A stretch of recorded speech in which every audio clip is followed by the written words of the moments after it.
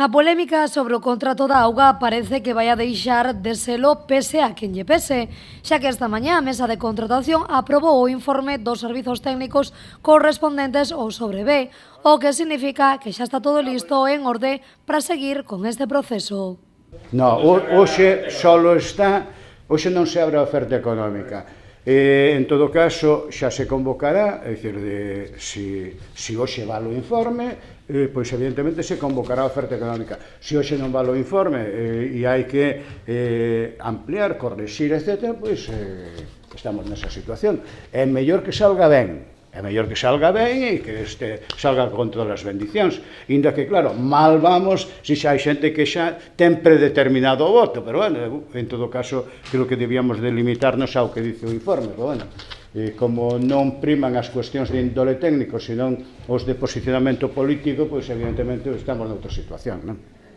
Unha medida que non comparten dende a oposición. A Marea abstívose na votación do informe final e a oposición votou en contra. Dende o PP xa anunciaron que pediron a paralización deste proceso. En todo caso, nosotros diga lo que diga el informe, ya hemos dicho que hoy vamos a pedir otra vez aquí vamos a pedir la suspensión, que no pudimos aprobar en el Pleno, y vamos a votar en contra de esta valoración y cualquier valoración que haga una empresa privada que, sigo insistiendo, la mesa de contratación no ha contratado. Sí, o se comenzará a sesión e o primeiro que farei será levantar a man para pedir a suspensión deste procedimento. Dende o PSOE, pola súa banda, consideran que hoxe se consumou un escándalo. A mesma empresa que dixo unha cousa fai 3 semanas ou 4 semanas, agora di outra totalmente diferente, non?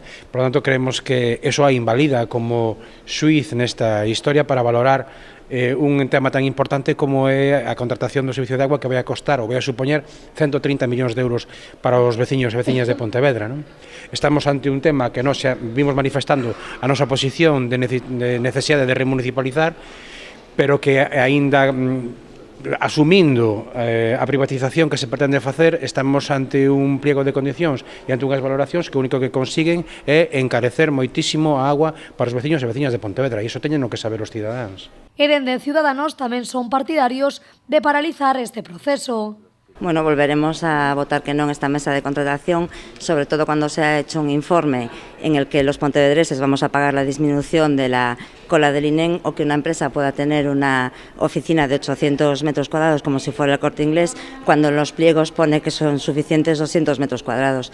Y como eso es todo, se hace lo mismo con los materiales, se hace lo mismo con el transporte, con los medios que ellos utilizan, y se favorece solamente a una empresa por el conocimiento que tiene en la ciudad, sin que a nadie le preocupe que vayamos a pagar más o menos en el recibo.